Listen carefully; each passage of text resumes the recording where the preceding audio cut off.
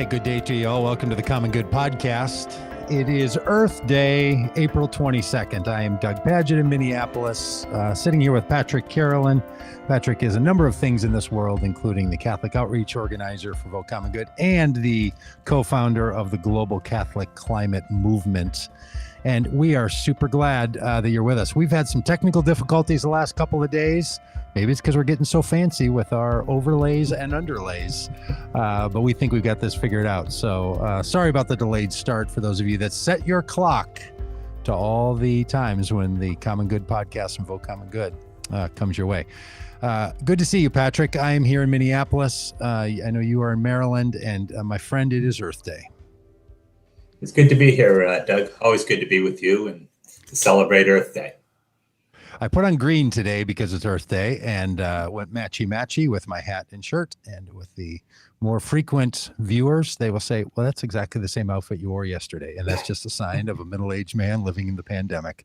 But today, the green is on purpose. The green means something that I want to talk about the planet. You know, on the Vote Common Good podcast here, we like you to consider what's happening in the world, to open your eyes, see what's going on, and then find out how you can engage in it, to let your own little light shine in ways to bring about some goodness. And on Thursdays, we talk about issues that matter. And because today, April 22nd, is the day that the country has decided, the world has decided to celebrate the Earth, give it its own day. Thank you, Mother Earth. This is the day.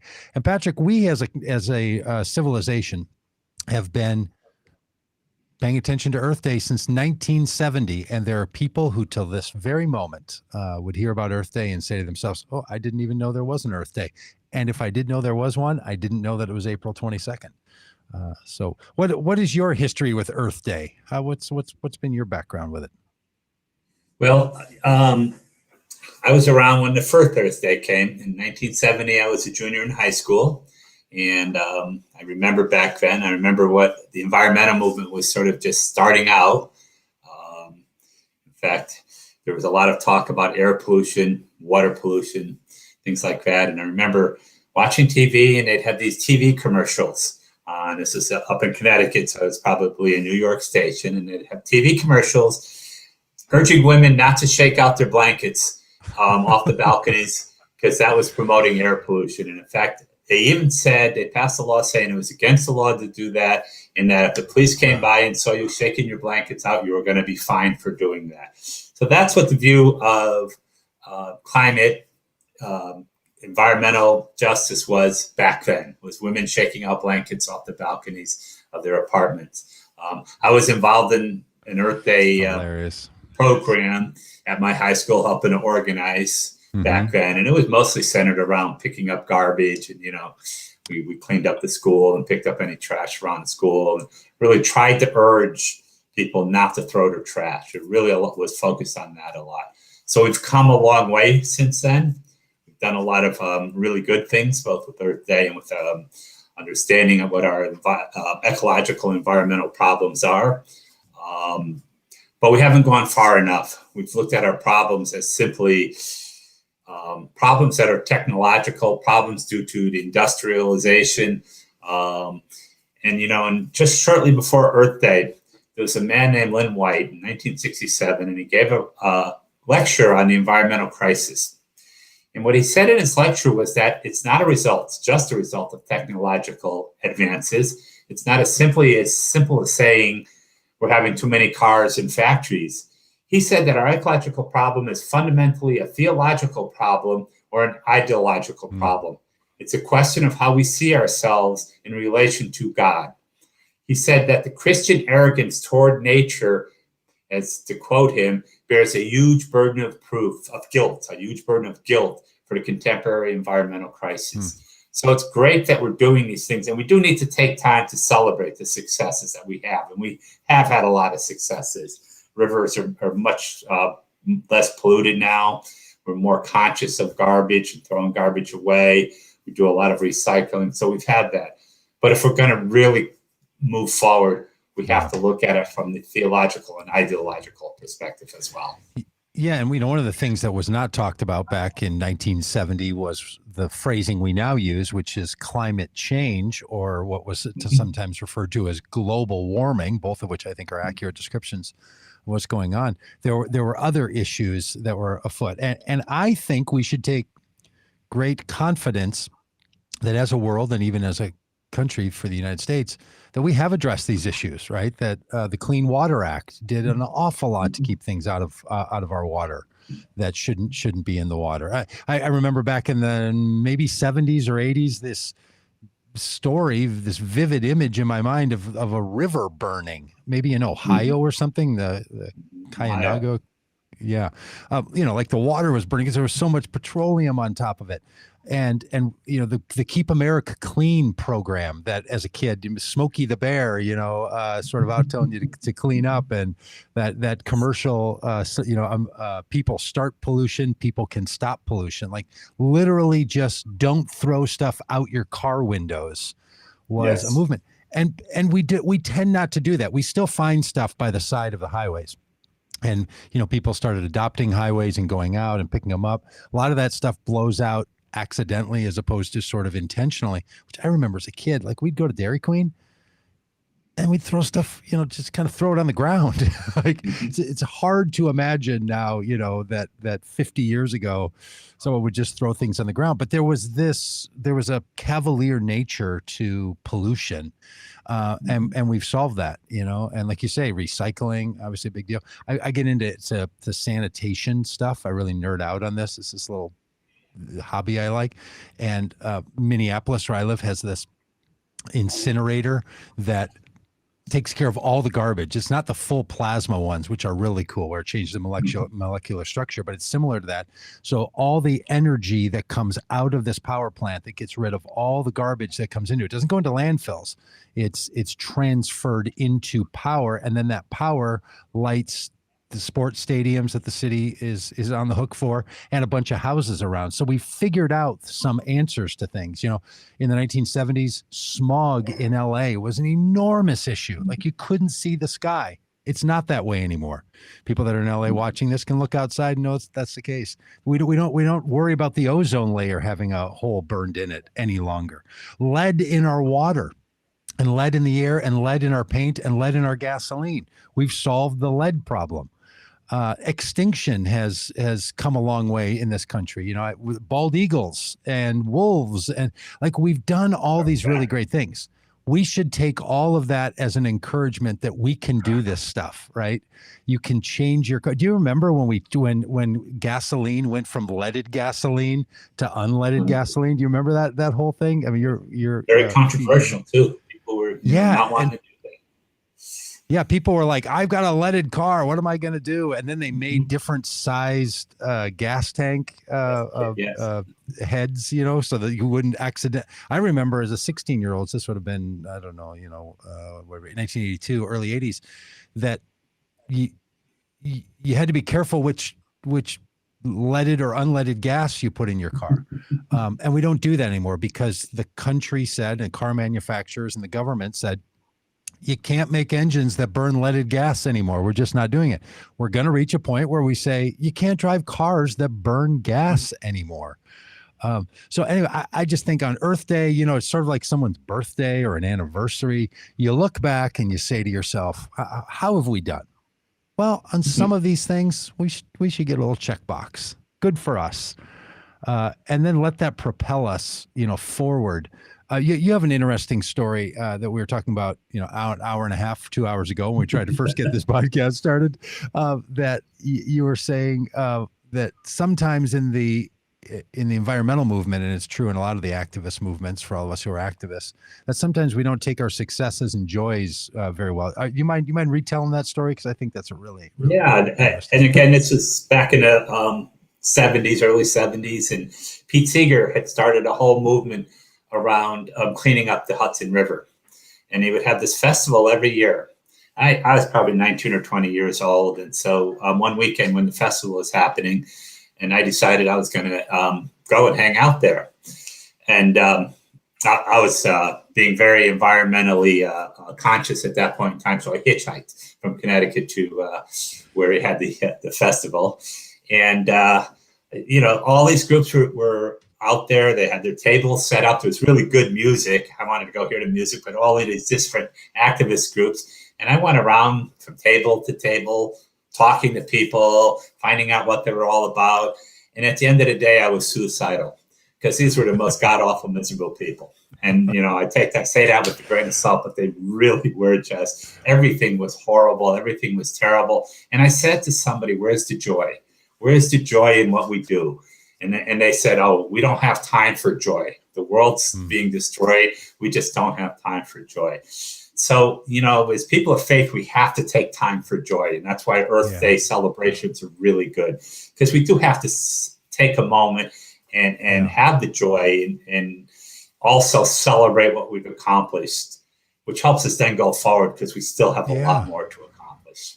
Yeah, you just think, man, let's cheer on these successes as a means to compel us to greater successes, right? We can think about what's happening with plastics in the world right now. Like, man, we need a different relationship with polycarbonates. There needs to be we need to what do they say in relationships? We need to what's the phrase that they use about, we need to have a DTR, define the relationship with plastics, because they've really become a problem, and garbage bags and all of that stuff, and twist ties and rubber bands, and there's still a lot of work. I think it comes down to at least for me, but also for a number of other people, is we need to rethink our whole economic model that we're operating under. We're still operating, as much as we've accomplished with everything on pollution, we're still operating on the same economic model that we had 50 years ago. And that really is a model that says the value of a tree, for instance, is based only on the cost of cutting down the tree and the capital gain from cutting down the tree, whether that's selling the wood or clearing the land. And the tree has no other value other than that. That's it. And, we look at our environmental assets and services based on their market value. And so we really have to start rethinking that and building. And there's movements out there now in the Franciscan world and in other worlds around the whole idea of building an economy centered around the common good. It's something that Pope Francis talks about all the time. And that's an environmental movement when we're talking about the common good, because then the tree has a value outside of the cost of the wood and the cost of cutting it down. The tree has a value, an intrinsic value for what it, the homes it provides for squirrels and birds and other animals, for the shade, for what it does, for what its root system does for the entire ecosystem. And we start to think of things like that. And then that gets into the whole argument that St. Francis made some 800 or so years ago, just about the connectiveness to everything, how we're all interconnected. And, it's really fascinating today if you follow quantum physics, and I don't. I can talk about it real briefly, but I was going to say, you're a more standard physics guy? I read a lot of quantum physics Newtonian stuff. But in quantum physics, they've discovered now, this whole concept of quantum entanglements, and something that happens here can affect something across the globe, across the universe. And they're beginning to understand this now. So what we do to the environment here, whether it's in this country, can affect the globe. And we have certainly seen that this past year with COVID, how something that happens in one part. And so we have to move beyond this idea of separation, that we're all separate. And, again, as our good friend Brian McLaren often says, do you think Jesus came with a building plan or an evacuation plan? Because we're operating under a theology that we're just here to go there. And everything we do here is only important, only insofar as it helps us to get there. This is very, St. Thomas Aquinas, this is his whole theology. I don't know how you all feel about Thomas Aquinas. We Catholics, he's like one of the top 3 theologians. And he said, helping creation, helping the birds, protecting creation is only valuable because it helps us get closer to God, not because of what value it has for creation. We have to move away from that theology if we're really Yeah. gonna come to, take care of our environment. Yeah, and especially because religious people, there's so many in our country, and because we endeavor to be a we the people nation, where the opinions of the people are reflected in our elected officials, then are reflected in our laws, which then become sort of the standards that we all operate under. Then what the opinions of the people are really start to matter, and religious people, shockingly, are often the ones who are arguing against the kinds of practices that would be best for the planet and therefore best for all living things. Right. That part of the puzzle is so confusing. And we did an interview a while back here on the podcast with some people that made a documentary about the relationship between the environmental movement and religious people, and how big money and big efforts came in to move religious people away from supporting the environment. There was a period of time in the late 1990s, early 2000s, when it seemed like everyone in the country on all the sides of the political spectrums were going to be moving together to do something about global warming.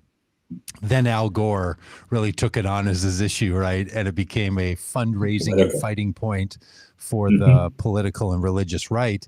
And they circled up and joined together. And evangelicals and Catholics were a big part of that.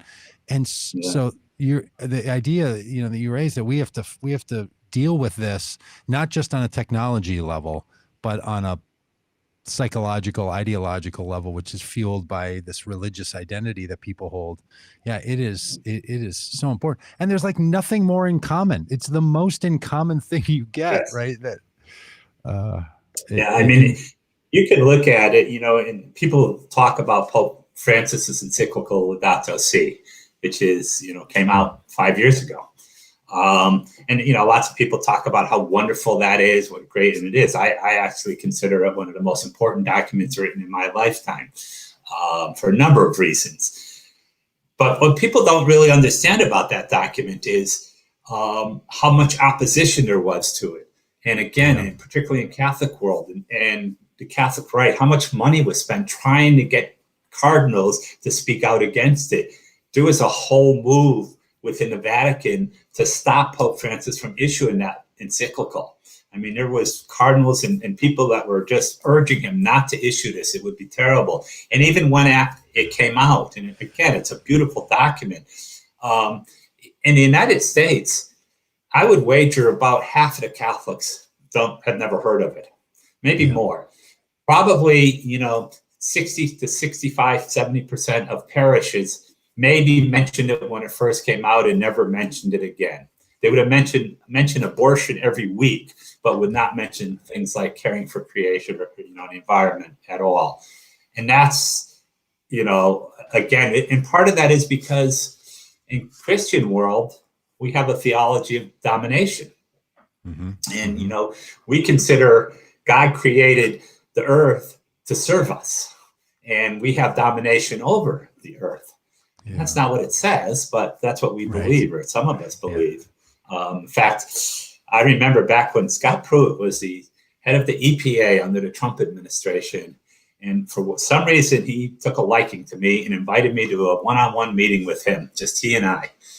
One of his aides, I knew one of his aides, and we sat down for 2 hours and talked theology. And he talked about, and here's the guy that's the head of EPA at the time, and he talked about, it says in Genesis that we have domination over. He at least was willing to admit that we have to be good caretakers, but that we have domination, and all of these resources are there to be used for our benefit. That's not what it says in any of the stories in the Bible at all, but that's what we say, and that's what people believe. And again, it comes to that whole theology of we're just here to go there. So wherever there is, and a lack of a notion of the common good, right? If dominion doesn't mean domination, and dominion really should not mean domination, right? There are different words. Like if it means you're responsible for, or that you have a vested interest in its outcome in creation.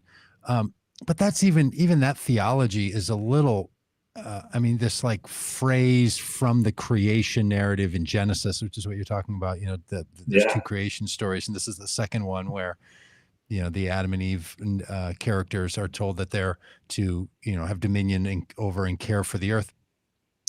That's not really the primary narrative about how human beings are supposed to live live on No. their planet.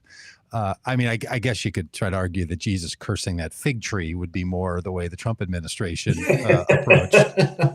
Yeah. Should have been Well, there should have been their proof text. They're going to make sure that all those trees suffer a bit. But this notion that somehow and there's two big arguments in the religious world. One of them is that domination narrative, which is so predominant, and then the other is, oh look, the planet is huge. The planet has been here for a really long time. Someone would argue maybe up to 6,000 years or longer. Wow. That's for those only on the podcast. There was a wink in that one. It's been here for so long. Let's not say that human beings are going to ruin the planet. God's in control. Yes. God's going to make sure that the planet is okay. There's nothing we need to worry about. Stop thinking that human beings, have all this power over the planet, right? That's the one that has the most sort of juice in it these days.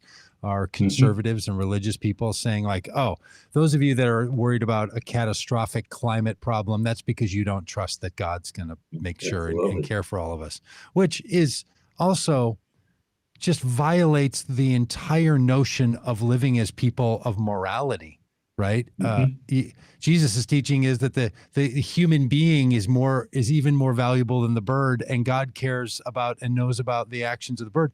But people still kill birds and people still kill each other. So that idea that you couldn't have any of this without there being some a human responsibility just simply doesn't make any sense. And I know how people go ahead.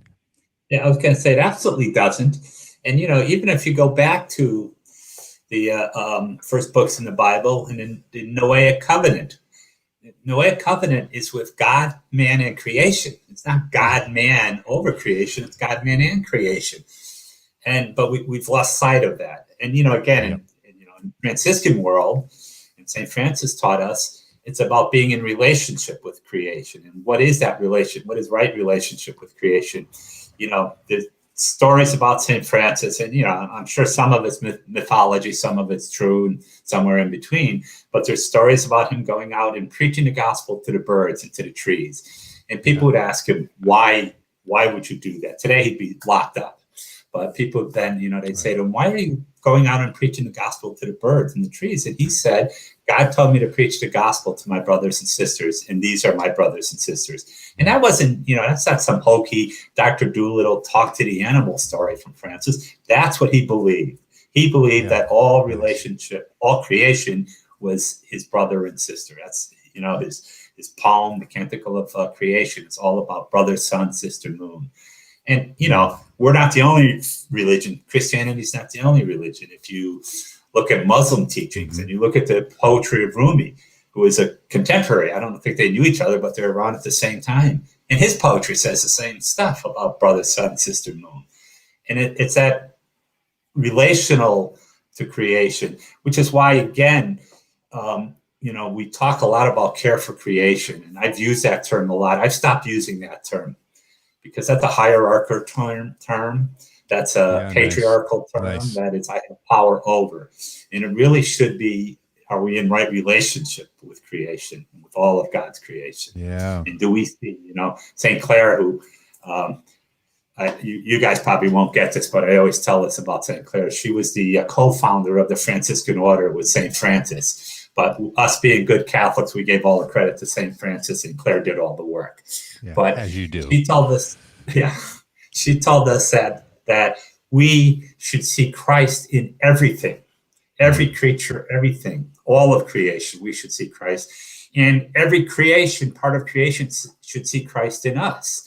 And if we're not doing that, then we're not living the message of Jesus. Yeah, it has been the robust narrative of all the faiths. I mean, there hasn't been a faith narrative until the latter part of the 20th and now the 21st century where religious people would see themselves in opposition to the land, partly because so much of human existence, people felt that they were subjects of the land and of the weather and of nature. And as we've reached this modern age, which includes the notion that we can blow up the planet or destroy life on it. I mean, I don't know that anyone, even with nuclear war weapons, are suggesting the planet would, be blown to pieces, but that you could destroy nearly every living thing in parts or the totality of the planet. That's changed our relationship with it. And so we live in a strange period of human consciousness where we're recognizing our ability to damage at a scale that is frightening. War, nuclear weapons, and so on would be part of that. And so would the slow processes that we're doing. When it comes to global warming and climate change and these important concepts, there's this big pushback. And if you're following this podcast and you have friends that will say to you, like, look, yeah, we should have dominion over the land, and humans are the top of the food chain, so us first, everything else second. Or if they say we're not going to change what's going on the planet, like, sure, there's climate change, but we used to have an ice age, and now things are really hot. The continents used to all be one, and now they're split apart, from one another. So change and movement, that's normal. This is the argument, right? That yeah, there's natural ebbs and flows to the earth, and that's what's happening. So yeah, there's climate change. We're seeing weather shifts, but let's not make that the responsibility of humans. It's not human influenced climate change. This is where the big argument is. Almost no one says there's not climate change. The argument is it human caused or not? So that has, for a lot of people, has felt like a really positive argument. I'll just say this about it. I heard a climatologist say, yeah, that's been true. And where we should be on the planet right now in the last 150 years, because there's noticeable, normal rhythms of change in the climate, we are in a cooling phase. The natural patterns mean that things should be cooling down right now, and instead they're getting hotter. So yes, there's natural flows, but it's even so much worse than you thought, because human influence has caused it not only to warm, but to warm beyond the, from the cooling phase to no change to a warming phase of catastrophic proportions. So that I found that to be very instructive for the people who say, yeah, there's just natural phases and that's what's going on.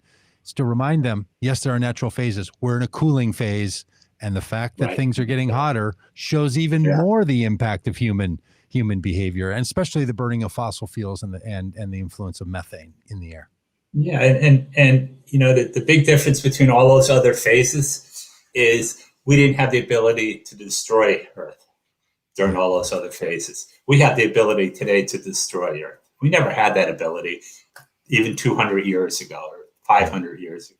We have that ability today where we can, and we're moving toward that, the destruction of Earth, not, and you'll also then get people who say, they believe in the apocalypse, and they'll say, this is all part of God's plan.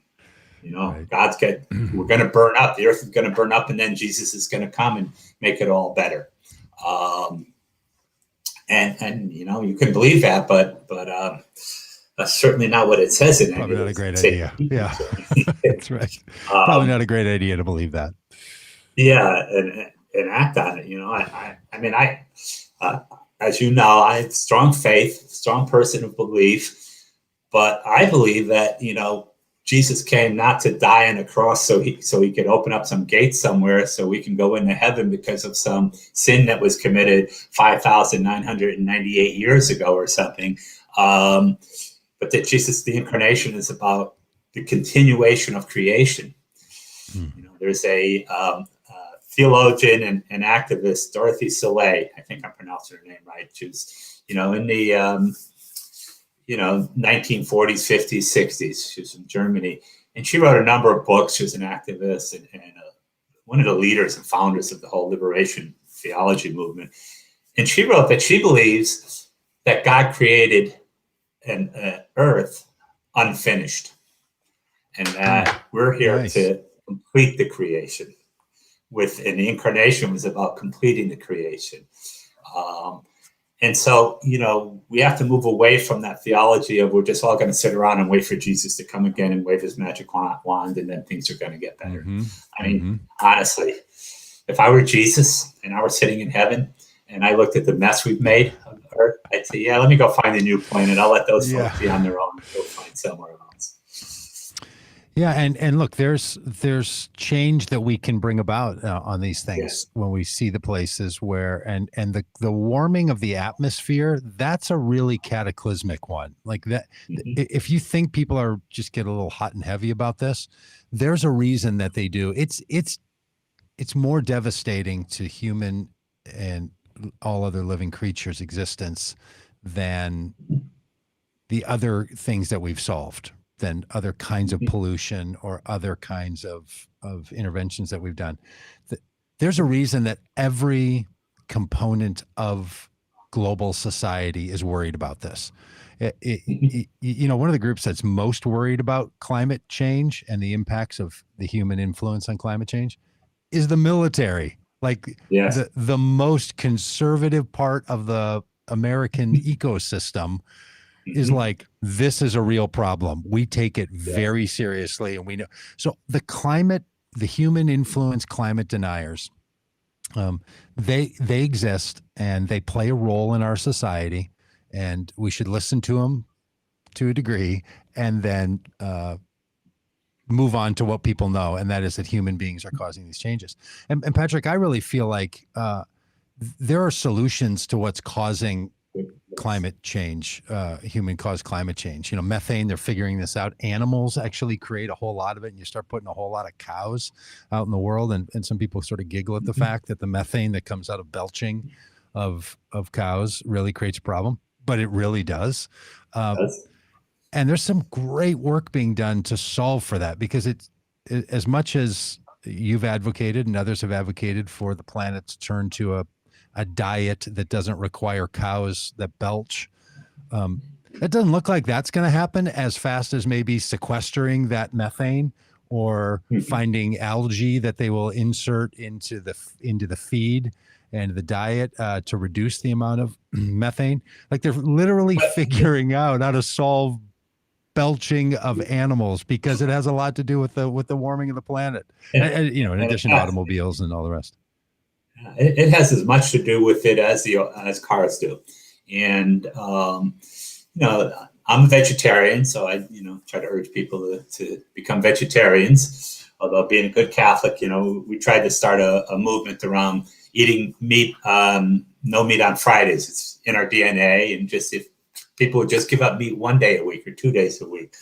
And, again, as Catholics, we like to sell our indulgences a lot. So I told people, I don't eat meat 7 days a week, so I'll sell you 4 of those days. It's like a carbon tax. That's right. But it is stuff like that we can do. We have the ability to reduce our meat consumption. You don't have to give up meat completely, but you can reduce the amount of meat at the same time while we're looking for ways to capture that methane gas. We can reduce our automobile use. I mean, you and I have been in Washington, D.C. when we've had to go 3 miles to get a meeting, and we've decided we're not going to call an Uber. We're going to walk to the meeting. Yeah. And it's healthier for us, and we're reducing our carbon footprint a little bit. And so if people just took the time to look at things like that, look at what their carbon footprint is, and really, whether you believe in climate change or not, it's just going to help the environment by reducing your carbon footprint. And that's something that Earth Day really pushes is how do you, if you go on their website, earthday.org, they have a whole thing where you can go in and check what your carbon footprint is and suggestions. And then groups like Green Faith and groups like that come out with how you can live the change every day. Because it's something that and I'm sure this has happened to you. I've given lots of talks around the country on this issue. And people at the end of the talk will say, that sounds really good. I have no influence over members of Congress. Sure, I can write a letter or send an email, but I'm not, I don't believe for a second that has any impact on them. What can I do as an individual person to bring about a change?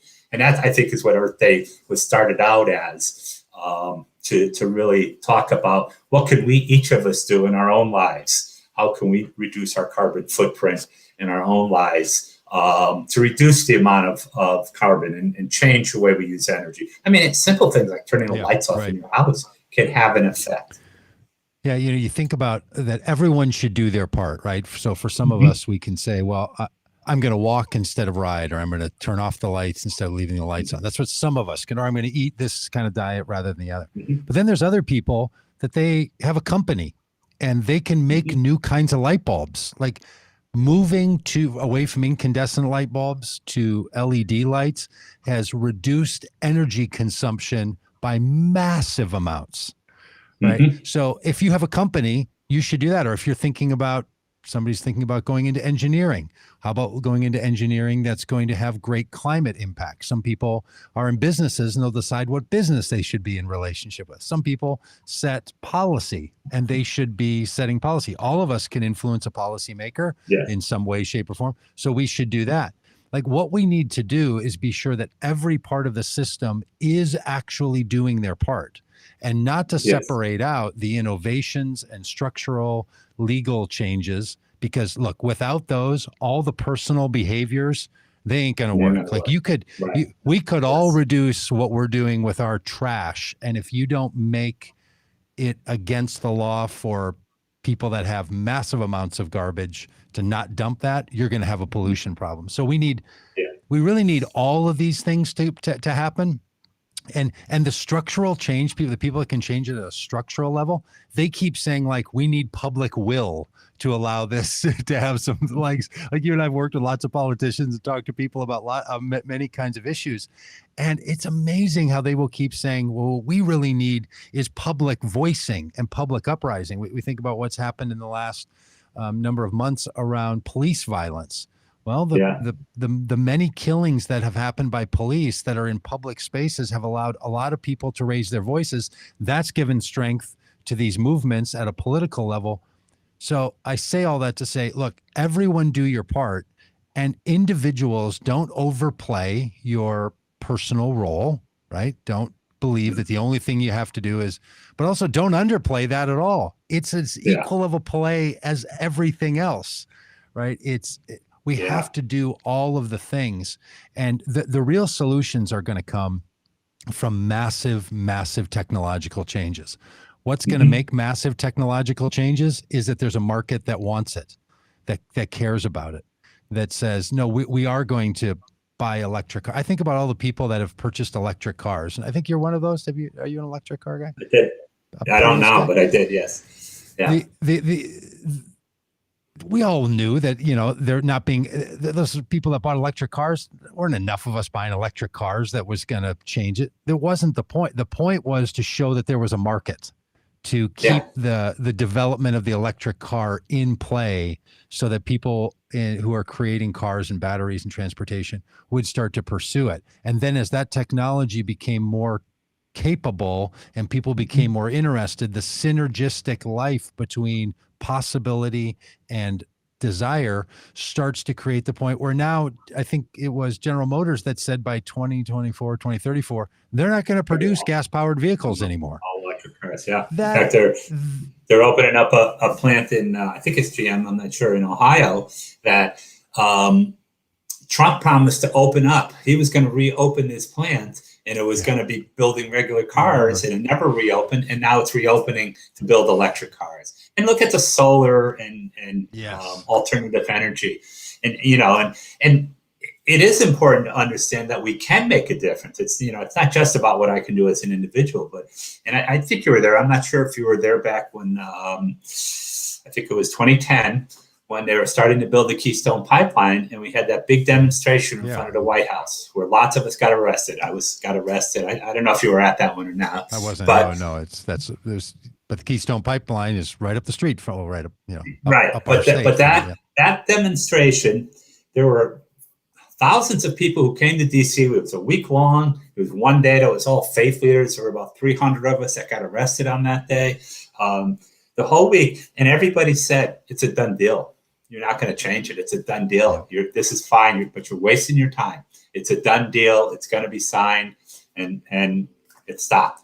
And even Trump tried to start it again, and now it's been stopped again. And so we can make a difference. We can make a difference in a lot of ways. One way is to take to the streets. One way is to what you and I spent 3 months traveling around the country on the bus trying to educate and raise awareness. One way is by our personal habits, what we do, but all of them together can work. All of it together. It's not just one thing. In Franciscan world, we have a saying, and it's attributed to St. Francis. Somebody said that he said this on his deathbed, that I've done what's mine to do. Now it's your turn to do what's yours to do. So it's our turn, all of us, to do what's ours to do. And again, not everybody's called to go to Washington, D.C. or wherever and stand in front of the White House and get arrested. I fully understand that. I have a lot of friends who have said to me, you do that. I could never do that. And I'd say, okay, what can you do? What's yours? Then what can you do? Yeah, because you got to think. Yeah. You think about this argument about what's God's job and what's our job. The fact that we all exist means that our parents co-created, right? They partnered. There was a moment of close intimacy that for most of us, other than those, who are created by other means of injection, whether that's into a mother or into a test tube, but something two people participated, and then the birth of a human being. Which people who want to say that every person is the blessed gift of God, any of us who say that and want to say that's God's work, it's God's miracle. Yeah, but your mom pushed, or the doctor made the incision, and all of that's because people participated in creating the very thing God wants. Like this idea that even somehow we're competing against God, humanity versus, like, let's not overstep and do what should be God. That's what people do all the time. That's how literally how we've come to be born, is that people are co-creators and co-participants with God. And the same thing with the planet. Like, we shouldn't be wrestling between these ridiculous polar opposites. There would be no call in any of our teachings, and Jesus's teachings being preeminent. There wouldn't be any of these Jesus teachings for people of Christian faith if it didn't matter what you did. Right? Of course it matters what you do.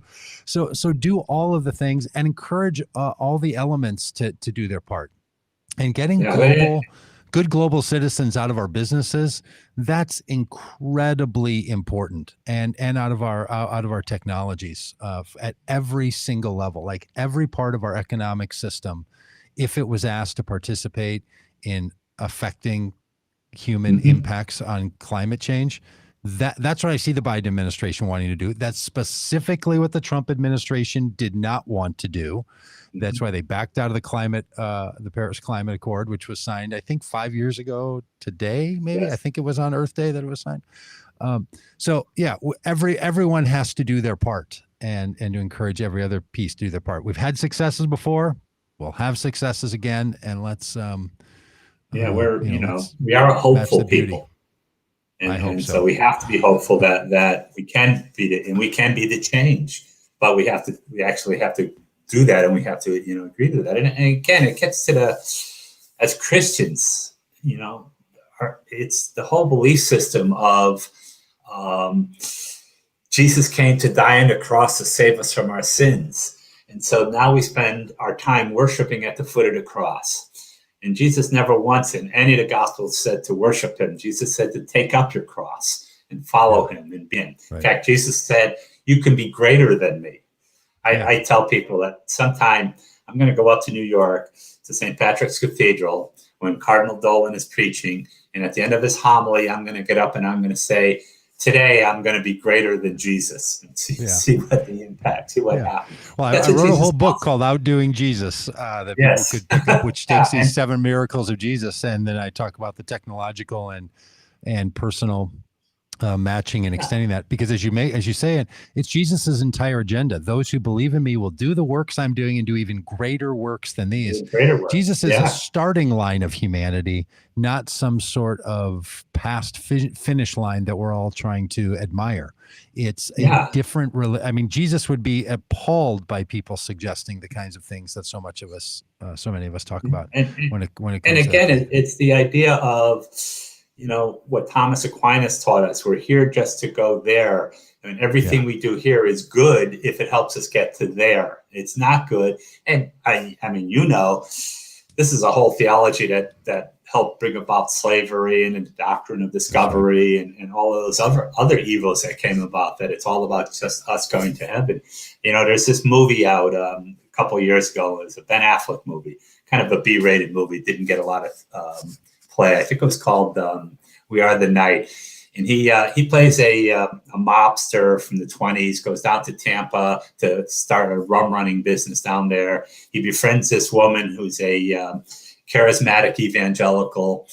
And, they're on opposite ends, but they become friends, and they're sitting down to lunch one day, and they have this discussion. And he asked her about heaven. And what does she think of heaven? And she stops and she says, well, just imagine, maybe we're in heaven now, but we're screwing it all up. And, that's a great line. Yeah.